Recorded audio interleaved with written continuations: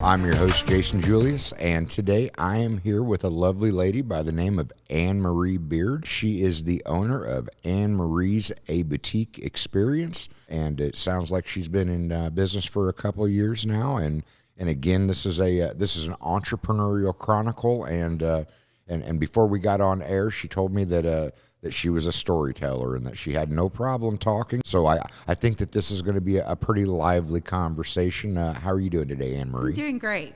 Despite the rain, it's always sunny inside. So. And that's a great perspective to have, but I'm not going to deny being in Indiana, I'm very happy that we have gotten glimpses of springtime. Yes.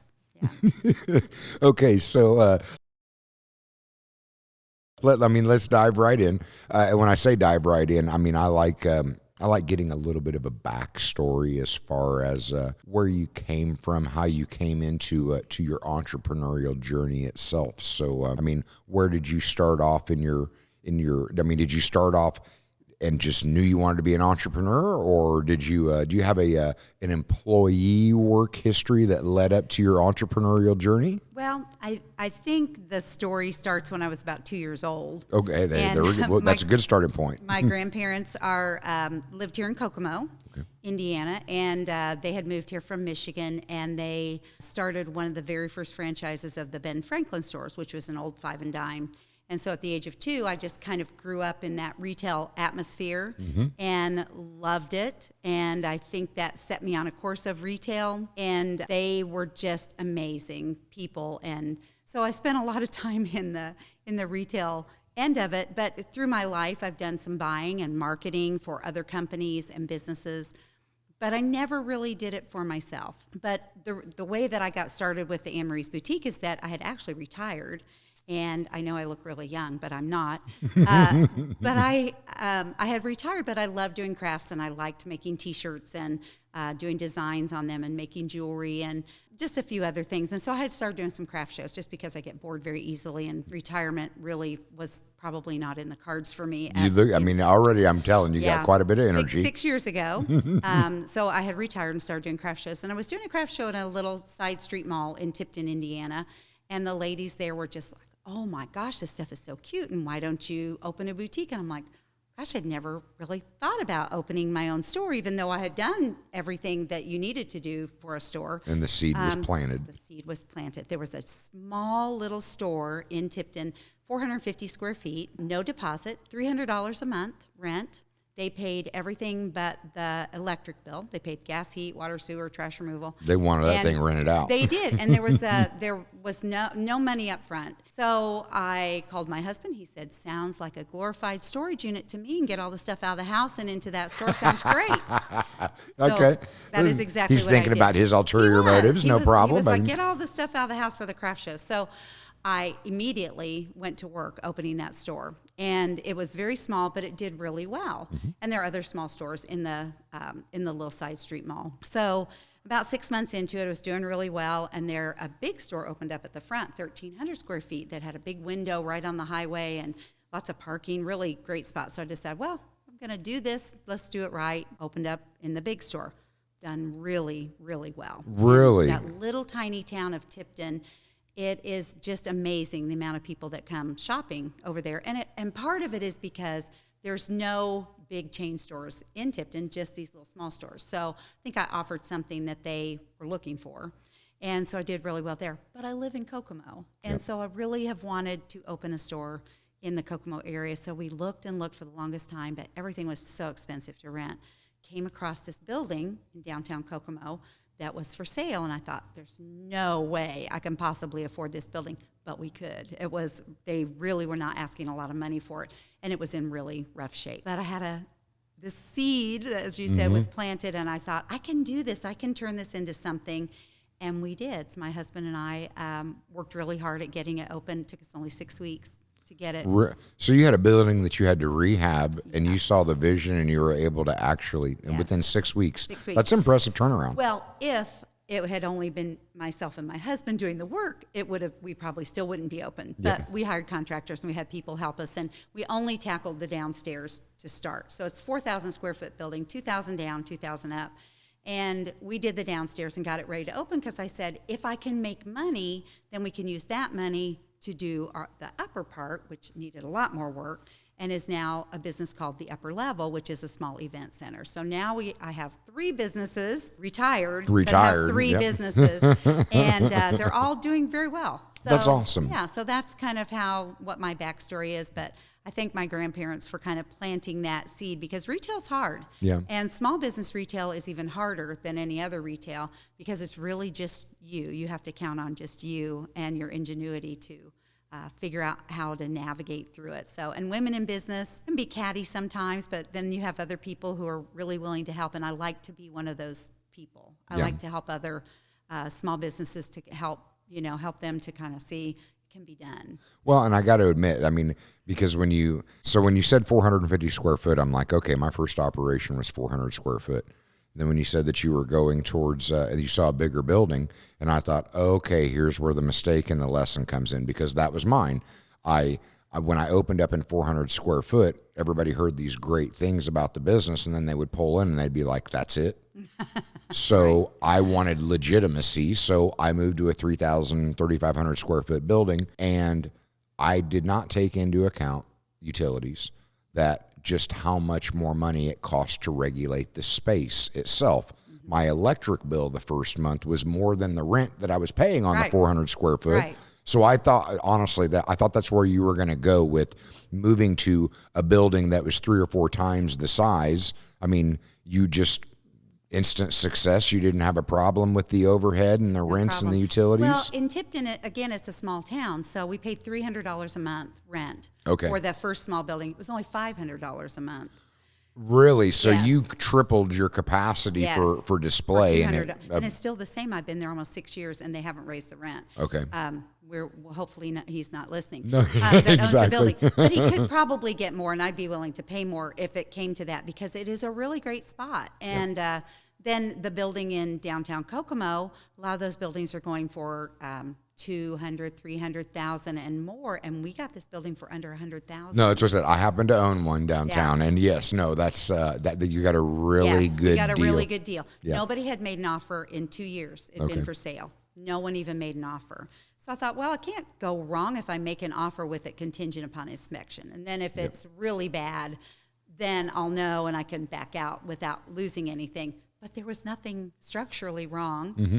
It was just all cosmetic. And I think nobody could see past how bad it was. And I've noticed, because, I mean, it's funny that, so we have the bougie blonde. She is producing this episode. But one of the things we have in common is that we can look at something and see what other people cannot see. Right. And I take that for granted, because the first operation I had, it was an old Ace Rent-A-Car.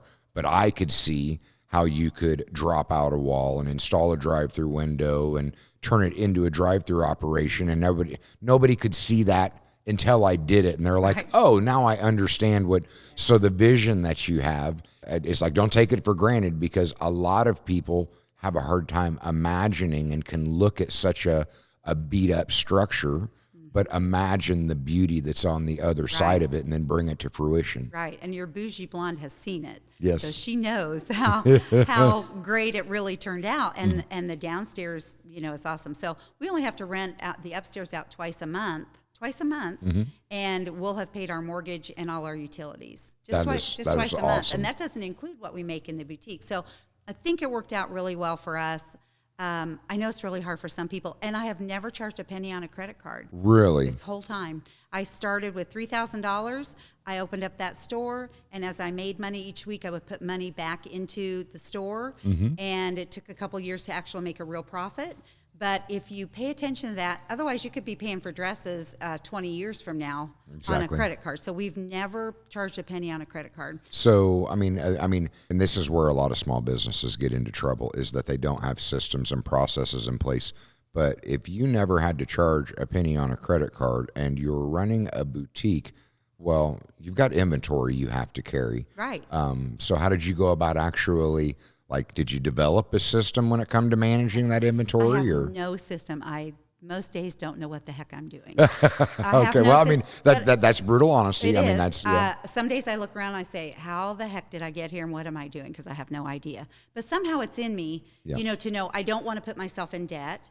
And so if I make $500 today, I know $250 of that is going right back into merchandise. Okay. The other $250 is going to pay whatever. And now I have employees, which is a whole another level. Yes, it is. It was always just me. For 5 years, it was just me. I ran the business. I did marketing. I cleaned. I did everything. And so I order daily. I order merchandise every day. Okay. And so I know what I made today, so I order enough merchandise to replace that. And so it just builds and builds. So now I have 2 boutiques completely full of merchandise that I own. I don't owe any money on it. We did not charge anything when we had the contractors come. We paid it. If we didn't have the money, we didn't do it. Mm-hmm. That's discipline. And I'm almost 64 years old. I don't want to have debt, built up. So, No, the funny thing, and because I got in trouble for this before. I made a comment about asking a woman about her age, and I was told that was an absolute no-no. So, I mean, for all of the energy that you have, I thought, man, I really wonder how old this woman is. Because, I mean, for 64, you're like 20 years young when it comes to energy. I mean, you're a ball of energy. I just keep, I think it all goes hand in hand. Yeah. So you're as young as you feel, and some days I feel really old, but most of the time I feel pretty good. So I start my day at one of the stores, the Kokomo store, is closest to my home, about 3 minutes away. Then I go to the Tipton store. Then I go home, and then I make T-shirts and jewelry and order things and do everything I need to do. So that's what I was about to say. So when it comes to your, I guess, business plan for a boutique, you ordering a lot of things that is just coming in there and that you're hanging up for sale, or ordering a lot of raw products that you are bringing into your own home and customizing yourself? No, I don't. I make jewelry, but it's jewelry that I've been making for about 10 years, just unusual things out of old watches and just some unique things. And then I make T-shirts, so I buy the T-shirts, of course, at wholesale, and I do a printing called sublimation, something I learned about 4.5 years ago, that if I cut out the middleman, I could sell these T-shirts to my customers at a lot less and still make a decent amount of money, but they love them. And so it's a huge part of my business. The thing is that, I mean, I happen to be in the garment industry, but I mean, sublimation is not cheap. No, it's not cheap. Sublimation equipment is not cheap. Just ink for the printer, if you have to replace all the ink, is $500 just for the ink. But I can get about 250 shirts out of that $500. So that's only $2 a shirt. Okay. So it's really not that bad. It's the initial cost of it was about $7,000. Okay. For the ink and the printer and some product to do. But we sell a lot of T-shirts, a lot of T-shirts, because we're selling them for $16 to $20 a piece. So people are happy because when they go to another boutique, they might be paying $28 to $34 for a T-shirt that probably isn't even as good as mine, because they're not done with sublimation. They're done with screen printing or Cricut or whatever other processes they use. There's a lot. I mean, and I don't take that away from anybody, but I mean, there's a lot of quote unquote Cricut users out there that are trying to produce something. And there's some really cute things, but it's for me. I did Cricut for a little while. Easy on, easy off. Yep. The easy off part is it's heated to put it on, and heat will also make it peel off. So they don't last a real long time. Where sublimation ink lasts significantly longer. And I used to do custom orders. I don't have time to do that anymore. Somebody offered for me to make them 100 shirts, and he said, "You'd like to have that business, wouldn't you?" And I said, "Yeah, I'd like to, but I don't have time. Don't have time to do it." So, because I make T-shirts for 2 businesses now, and it's a lot. Sometimes 100 a night. Well, I mean, but where does the artist ideas? I don't know. You don't know? I don't know. I look at Pinterest a lot, of course, and look on the internet and see kind of what's selling. Then I kind of sometimes do my own take on it. And one was my own idea, and it's the state of Indiana with a ink blot behind it, and it says she grew up in an Indiana town. But it's done kind of phonetically weird, and it's one of my best sellers. And then anything that's snarky or kind of not so memeish, nice, kind of meanish, kind of mean girlish.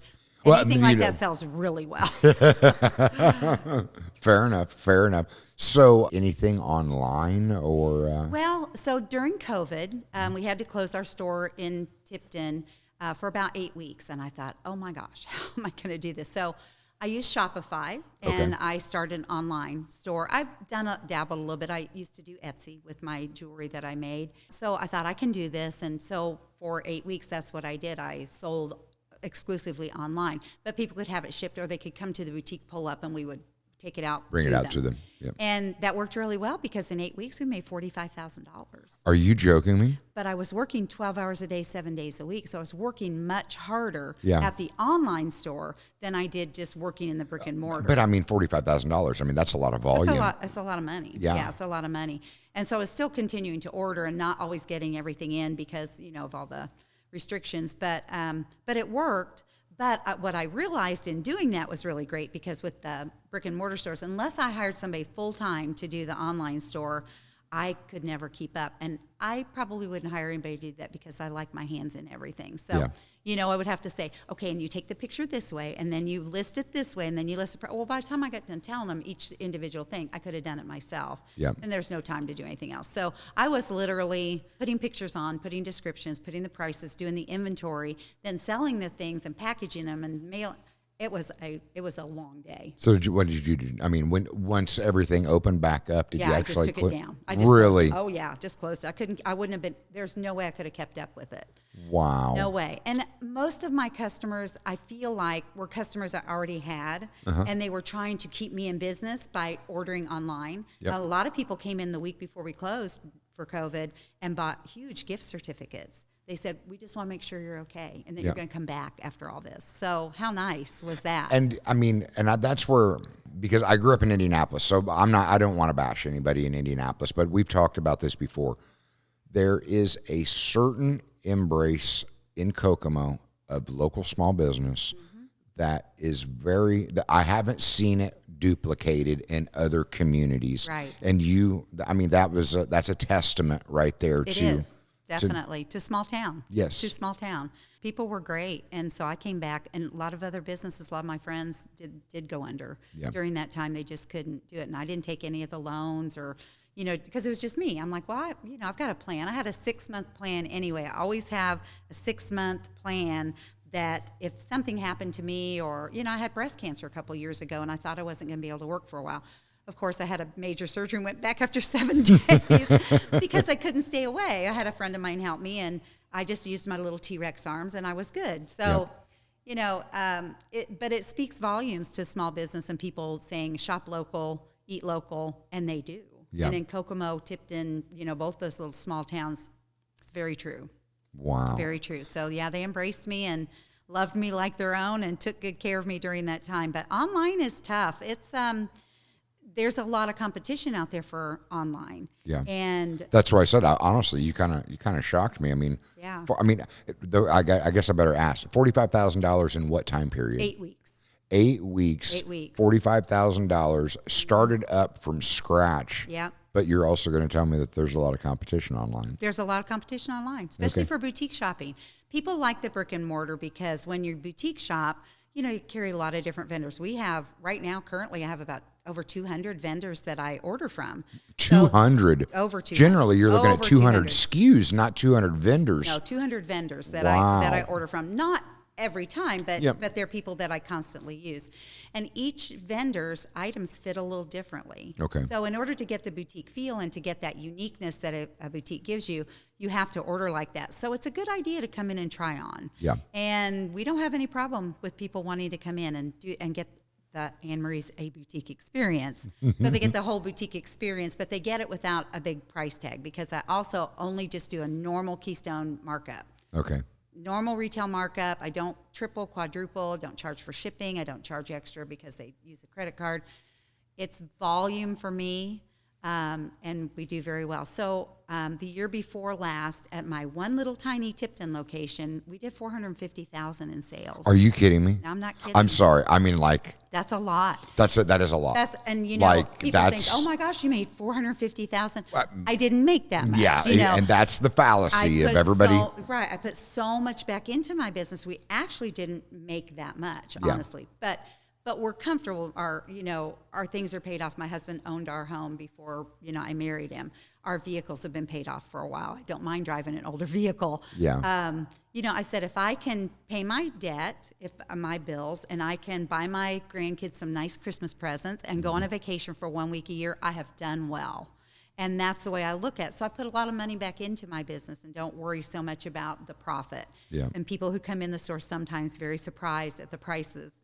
But it's because I do a normal retail markup. I'm not trying to gouge people just because of a name or because of a style. So, exactly. But we do well. We get new things in every day because I order every day. It kind of comes in every day. So no matter what day of the week you come in, there's something new. Wow. So it's a lot of work, but it's don't get me wrong. I'm like thoroughly impressed. Good. Good. $450,000 a year out of that's like right. Very commendable. Thank you. Very impressive. I hope to hit 1 million in my lifetime because that was just the one store. Now we've opened the Kokomo store. It's been open since June. So I'm hoping maybe at some point, we'll do that much at each store and hit maybe 1 million in sales. Well, how is it? How is it it's operating? Going really well. Is it really? So in the 6 months we were open, we did 200,000 in sales at Kokomo. So that's so you're good. on course. We're on course, absolutely on course.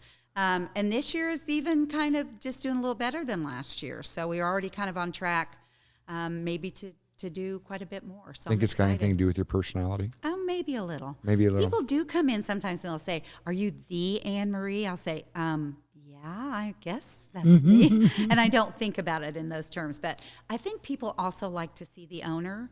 And so that's why I visit each store. And most people know in Kokomo I'm there in the morning, and in Tipton I'm there in the afternoon. And they know that. And they like to come in and I know the owner. I know the owner of this place. Let's go in.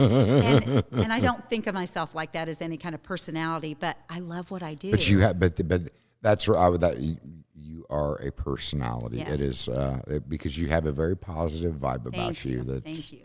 Wow. Thanks. I am legitimately impressed. Right. So I'm sure that there are other boutiques that really look outstanding and look like they're doing really well, and they probably are.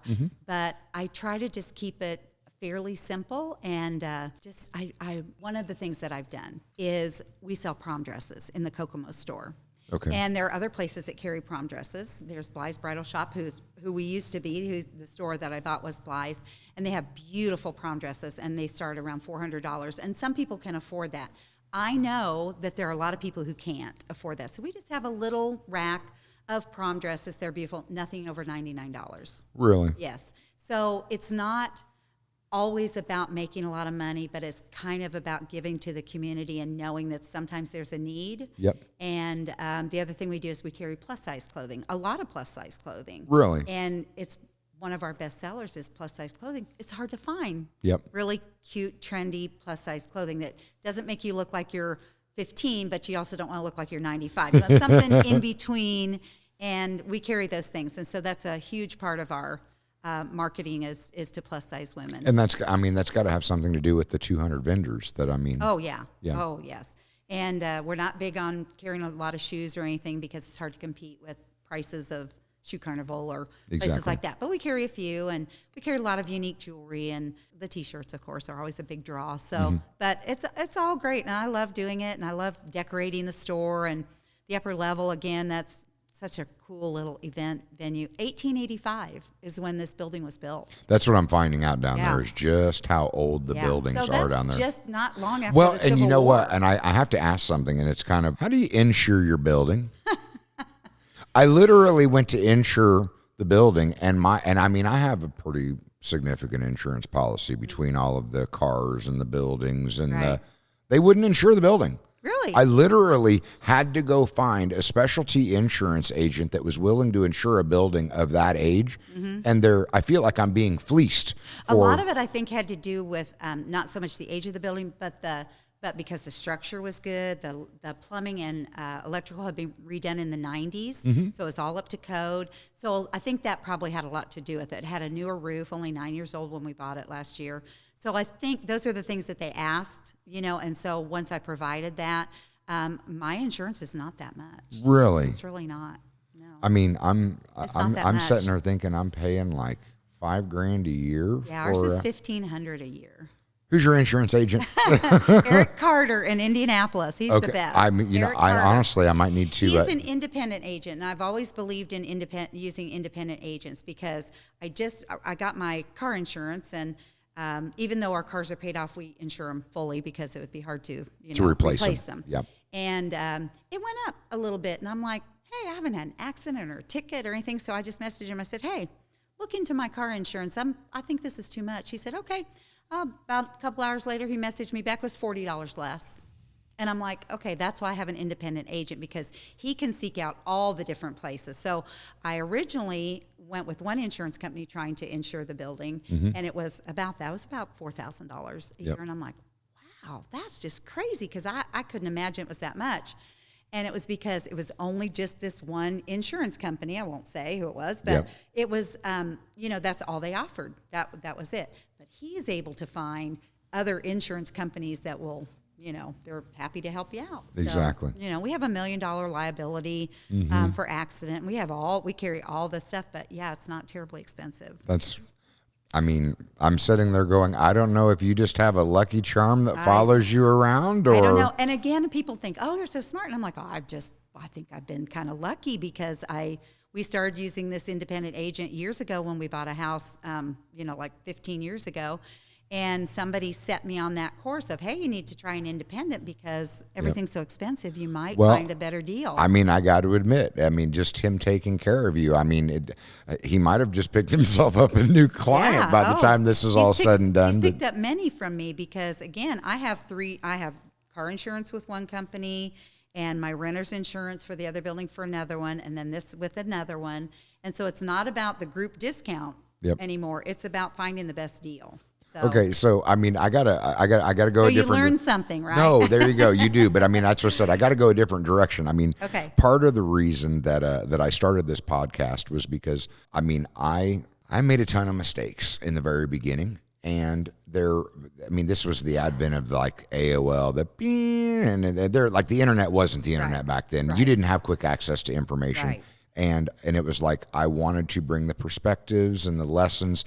Things that I wish I had had access to when I was in my beginning years. Right. Are you going to tell me that you just hit the ground running and it was all great, or has there been some painful lessons, maybe some mistakes that have been made, things that you have learned in your journey that you can look back and been like, you know what, that was painful, but I learned something from it. I'm not going to do that again. Or has it just been stroke of luck that I don't because my point is I try and tell everybody, like, if you see a business owner, you're like, oh, they're a millionaire. No, and there's none of us that it's not like that, right? Because there is a learning curve and there is a lot of pain, and then once the government sticks their beak into everything, that's what I was just going to say. It really is hard to pull a profit out of it. But the taxes is probably one of my most painful thing, and only because I didn't ever know that much about what can be taken off of your taxes. And I picked a company that I thought was going to be great for me. And at the time I had an Etsy store. So I had that online store and I was making money there. And then people would pay through PayPal. And so I was making money there. And then I had the store and I was making money there. So I had those three. And I thought I could do my own taxes. Mm-hmm. That was a painful lesson. Don't do your own taxes. Find somebody who understands what you're doing, that you have online stores, that you have PayPal, that you have a brick and mortar store, and that's the tough part. And there's thank you. Yes. Because I hear people that have gotten into tax trouble, and I'm like, been there, done that. Mm-hmm. If it's 1 minute late, they put the mob out of business because they didn't want the competition. Right. Like so, and if you don't file, they send you owe this much money because we think you owe this much money, but you really don't. Exactly. Yeah, so they've scared me a few times, and I did end up owing a lot of money at one point because I didn't know what I could take off. I didn't know I could take off the office space that I use in my home because nobody asked me. Exactly. No accountant, the accountant I was using at the time, didn't ask me, well, do you have an in-home office? So now I have an accountant that I pay a little bit more money for, but I have a van that's strictly I use for business. I have a car that I drive, my personal. And the old accountant never asked me, well, what about mileage on that van? What about maintenance? Well, I didn't know all those things. And So, I mean, they really weren't an accountant. they weren't doing a very good job for me. They that's- interviewed me for about 10 minutes and then never asked me another question, and I didn't know to ask. So now I have somebody the last couple of years that I feel like they ask me the right questions. And sometimes they're hard questions. Yes. And I don't know how to answer them, so then I have to find out. So this year, with having the 2 stores, I had to do employees. So now I have to pay all that payroll tax and employment benefits, and it's hard. And workers' comp. Workman's comp, yes. Mm-hmm. So I got a really good payroll company, which again is a really smart thing to do. The first couple months, to be quite honest, I just paid them cash. I just paid my employees cash. I didn't know how many people I was going to need, and then after a couple months, I'm like, okay, I got to be on the up and up here, and I need to, have a payroll company. So I got a good company, and he helped me set everything up, and it's been a breeze since then. But it is very expensive. Yes. It's very expensive to have employees, not just what you're paying them, but what you're paying for all those extra things. And that's what most people don't realize, because, I mean, you get into those bigger businesses where they demonize them, and they're like, well, they're not paying any taxes. Well, you can judge, but we all, even if we don't make a profit, we're paying taxes. Right. Because most people don't look and SUTA, FUTA, FICA, Social Security, that the employee is like, oh, the government has took all that from me. Yeah, I know. They made us match it on the other side, and people do not understand that if small business is 50% of America, we're footing a big bill of that tax collection, whether we're making a profit or not, because they're collecting it in the employer match with the employee deductions and payroll. Right. So so it's very expensive to have employees, but you have to have them. Yes. And and it's fortunate if you're able to employ people. I mean, and if you have the revenue, that's a good thing. Well, in having 2 stores, I absolutely had to do it because I couldn't clone myself, which I would have if I could have. But I also now feel like I need to be available to either store at any given point. But it's also been nice because in working 6 days a week, 8 to 10 hours a day in one spot, couldn't go to lunch with a friend, couldn't run to the bank, couldn't go to a doctor's appointment, or anything. I had to really pay attention to that and schedule a day where a friend of mine or one of my daughters could come and help me. But now I have employees, and I'm like, oh, I might take a vacation. A little bit of free time. Take a half a day off, but I don't do that. But I haven't done it yet. I haven't taken a vacation or done anything really fun yet. But I will. I'm getting old. I gotta start having some fun. But that's what I would say is make sure that you have your ducks in a row as far as having a good tax person, having somebody to help you with payroll if you're hiring people. If it's just you, when it was just me, it was easy because I didn't pay myself. I just paid my sales tax every month and did all that. But it's gotten harder, but it's still okay. And I'm glad I can employ 5 people. And they all just work part-time, and but they love it. They love working in the boutique. It's probably the easiest job in the world, but they seem to love it and they like to be there. So that's all good. So, obviously, if you're starting to move towards $1 million a year, you do have to be putting some type of systems in place, inventory management. Or you still doing it by the year? Because I know the years of when I was in the stores where even when I started an inventory process, I'd look at the numbers and be like, no, you missed. What did I miss? Well, I'll because you get into that habit of walking through your store and you can visually count and know. Right. But when you're dealing with employees, have you had to start actually at this point developing those systems for tracking your inventory, or is it still just you're catching it with your eyes? Just in my brain. Really? I probably should at some point, but again, so you would have to hire a person, a whole nother person to put all those things in when they come in the store, to enter them in the system, to, then you've got to, track it and do all that. And so that's one full-time employee, maybe 2, one for each store. So we have not done that. It's not that we won't in the future. It's possible.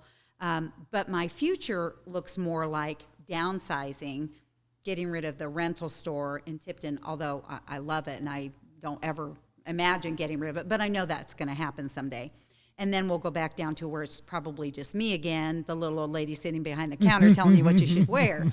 But that's my idea of what will happen. I told my 15-year-old granddaughter that I was going to train her and that she could take over the boutique for me someday. And she said, that's not really where I see my life going. I'm like, I'm going to hand you a business that's profitable and you don't see your life going that direction.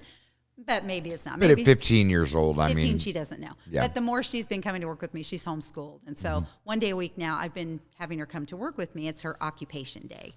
And teaching her the ins and outs of it. And now she is kind of turning toward it. Of course, she gets a new outfit every time she comes every but it's week, too, planting so. a seed. And Yes. So, I know that there are probably more things I should do, but I just kind of do what works for me now. So when I have to change, I'll change, just like with the tax person and, but it really, it does payroll strike me that, because I'm not going to deny it with myself. It's like, that definition of insanity, you beat your head against the wall and nothing changes unless you're going to change. Right. It didn't take you knocking your head against the wall, but once or twice before you were like, okay, I don't need to do that again. I need to change. Right. Oh, absolutely. Yeah. I'll change with the time and do what I need to do. I really didn't want to do the whole payroll thing. I really just kept thinking, can't I just pay these people cash every week? But when you think about it, then I'm paying them, but I can't take that off on my taxes because I'm just paying them cash. Exactly. So I was doing it the wrong way. It's not really legal, but it's what I did for a couple months because I didn't know how to do the payroll thing, and thank goodness somebody came and helped me. But then you can take all that off on your taxes because you've paid it out. So it's really is better in the long run. Yeah. But it seemed really painful at the time. Exactly. So, and then now we've been kind of going through this thing with getting the upper level, the event center, having the building inspector come and telling me, well, you need an exit sign here and an exit sign here and an exit sign here and an exit sign here. And oh, by the way, they have to be hardwired and they have to have these lights that come on. And I'm like, I bought this building. There wasn't a single exit sign anywhere. Exactly. There wasn't a sign that said not an exit, bathroom, this, that, nothing. There were 2 fire extinguishers that hadn't been updated since 1980. I'm thinking, how did they get away with it for all those years? Because it sat empty, apparently. No, only 2 years. I'm talking since 1980. So for 40 years, they did not have a working fire extinguisher. Well, maybe for a few years. But you wonder how did that happen? Why aren't there exit signs already in here? Exactly. Like there should have been. Yeah. And there had been a photographer upstairs. They didn't have an exit sign, not even a smoke detector. No smoke detector in the whole building, not one. So anyway, so now we're going through this, and they've been super nice. City Hall been really awesome, and the inspector came over and he's like, you need this and this and this, but everything looks great, and just get these things and it's no problem. And I'm like, is it because people don't do that? Do they don't do it the right way? Well, the thing is because you don't know what the right way is. Yeah. You don't that's know. The thing is that, and I'm sorry, because I'm not a conspiracy theorist, but I don't think that they want you to know what the right way is. Yeah, maybe that's true. Because I think that it is no different than, I think that our government, their job security. Well, that's what I said. I think that our government wants us to be employees and be on a hamster wheel so that we are always under their thumb. Right. So if we decide to break away from that and go into entrepreneurship, they want those landmines there. They want those pitfalls there because they're still able to keep us under their thumb. Right. It's still control. So they're not readily putting that information out there. But when they're ready to show you that they can control you, they'll whip out that book to show you all of the ways that they can control and you. They came in the boutique and he said, are we inspecting this? And I said, well, do I need to have it inspected? We've been open since June. He's like, well, we didn't do any building, we just painted and put new floors. So we didn't have to have a building permit or anything. So I didn't think we had to have it inspected. And I had an exit sign. And he said, well, that one above the door there needs to be lit. And I said, why? And he said, well, it's supposed to be lit. And I said, we're only open till 5 o'clock. It's never dark when we're here. He said, oh, well then, yeah, you don't need a lighted one. It should be okay. I'm like, and then had the fire extinguisher by my cash wrap stand, and then one in the back. And I thought, well, that way, because that's where they mainly are. Yep. And if something happens, it's just like 3 feet away from, no, it has to be at the front door. I said, dude, if I'm going to the front door because there's a fire, I'm not turning around grabbing that fire extinguisher. I'm out the door. So I don't know why it's supposed to be by the front door, but I had to move that and move another one that was in another. I had to move it 3 feet over. Yeah. Anyway, it was very, very all new to me. And again, because I was trying to do the right things, but I did put my smoke alarms in the right place, my smoke detectors. I put all those in the right spaces. I had good marks on those.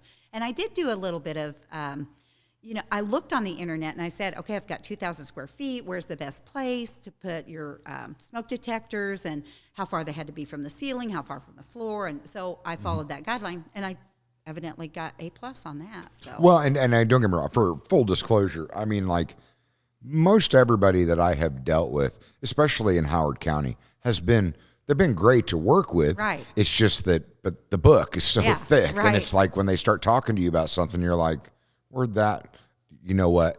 That's what they're paid to know, that entire book as they're walking through. Marion County wasn't quite as nice. They were a lot more difficult in general. It was they really went out of their way to puff out their chest as a local government. Maybe it goes back to that small town mentality. And we want you to succeed, so we're going to help you and guide you. And that's exactly what he did. He showed me exactly, what I needed to do. Although I'm still a little fuzzy about, do I need a lighted exit sign here and not one here, or do I need them all? I'm still a little fuzzy. So they're coming back this week and going to guide me. And so while I'm sitting with my Amazon, ready to order them. Yep. Is this the one? If I ordered this one, how many do I need and where do they go? So, but I need that guidance. Yeah. And nobody else I know really was able to tell me, because they're like, oh, I don't have those kind of signs in my store. Well, I'm like, okay, so we're going to go back to the drawing board on that. So, but again, maybe the small town mentality, Yes. maybe that's it. And I haven't run into any trouble with anybody. Really, everybody's made it really easy. So, and, I have this saying that I always say. We have the Main Street Cafe is right next door to us, and they're putting in a wine bar. Really? Yes. The White Horse Winery is in Monticello, and they own that. And so they bought the Main Street Cafe, and they're putting a little wine bar, a little bit of the White Horse Winery in Kokomo, right next door to me. I mean, what goes better with wine than shopping, and shopping than wine? So I feel like I won the lottery. But in meeting the owner, I told her one of my things that I've always thought about as a small business owner is that if you shine, then I shine. And if I shine, you shine. So if I'm doing really well and people are coming to my business, they're obviously going to see what's next door. Oh, there's this new wine bar. Let's go there. And if she's doing really well, they're going to go, oh, look at Annmarie's Boutique over there. So it's all about really helping other people around you to shine. Yep. Because it helps you ultimately, Yes. too. So, well, you give out good, you can almost, I don't want to say expect, but you put out good into the universe, and good has a tendency to come back. It does definitely have a good way of coming back to you. So kind of karma, but not really. Yeah. But I made a little postcard that had all the little businesses that wanted to be a part of it. And so it's like a little map, and it's real cute.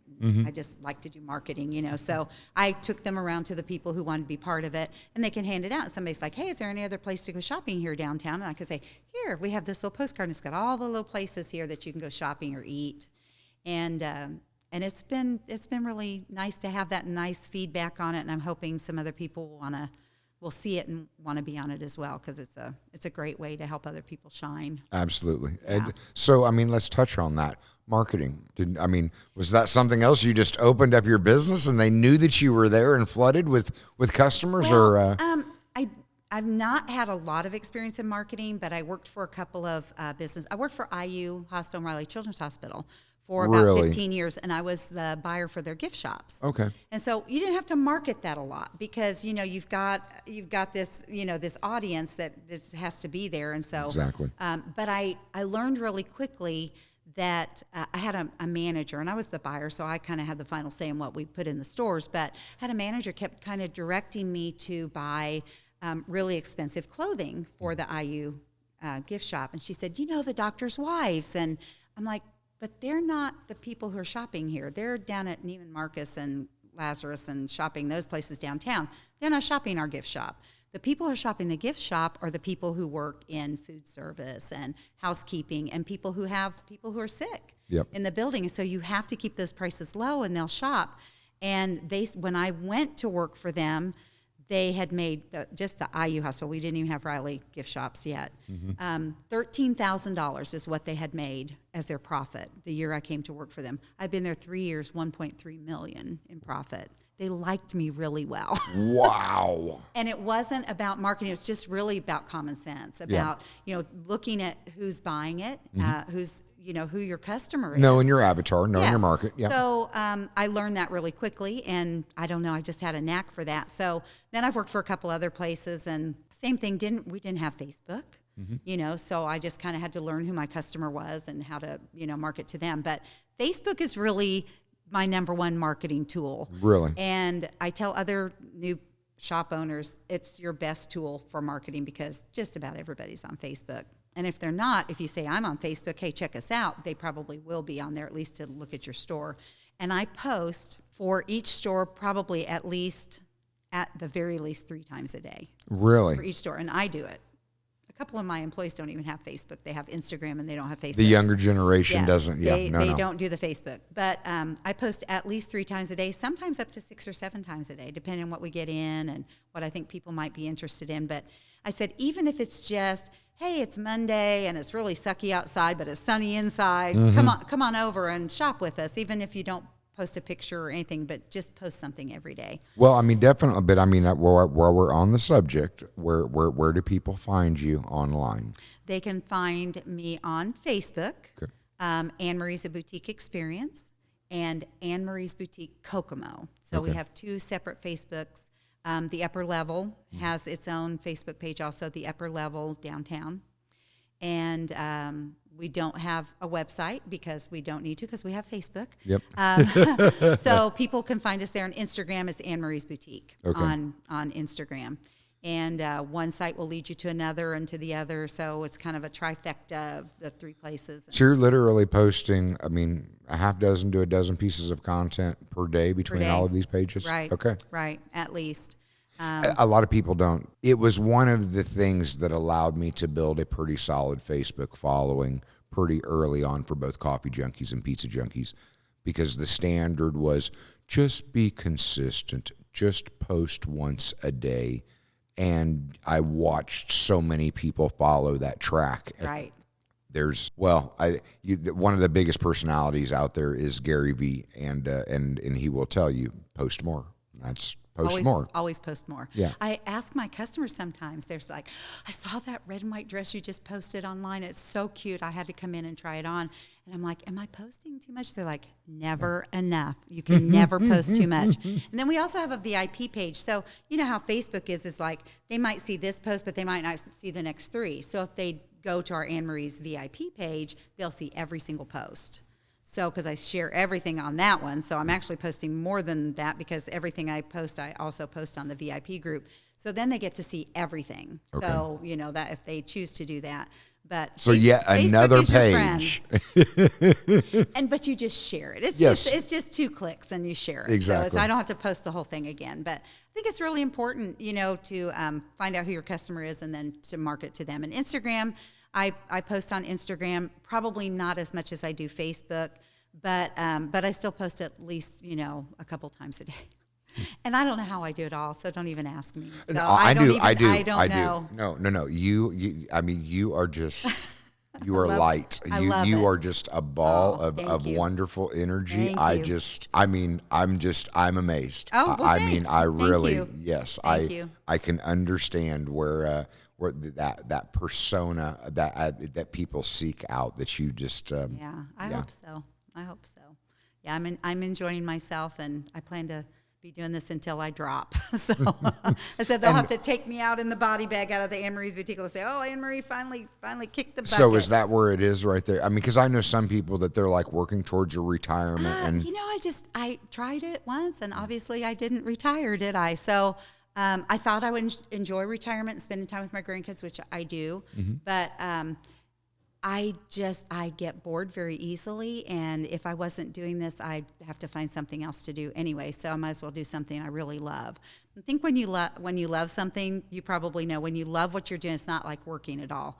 I tell my husband, he's like, do you ever feel like you don't want to go to work? And I said, it's not work. It's like a vacation every day. It's like going on vacation every single day because you're loving what you do. And when you're the boss, it's like so awesome because you don't have to answer to anybody else. It's me. I'm the boss. I do what I want. I do it the way I want. And that makes it really nice. So it's kind of nice being an entrepreneur and being your own boss. So it's because the thing is as we get towards the end of the episodes, I like to say that that the whole thing is about principles of success in both life and business. Right. But you really, you rolled right into that when it comes to that. But do you have any specific principles or specific things that you would like to put across or put out there as far as because success is, it can be defined any way that you want to define success. A lot of it has more to do with a feeling in general. But absolutely. Again, just loving what you do. If you love what you're doing, you're going to be successful because you just continue to build what you love, and so you're going to reap the benefit of that. My husband and I got married 8 years ago, and this summer will be 8 years. And we knew each other in high school, but didn't ever date in high school, but somehow found each other. We say our paths crossed just at the right time. But in our vows at our wedding, we said, in life, love, and business, we're partners.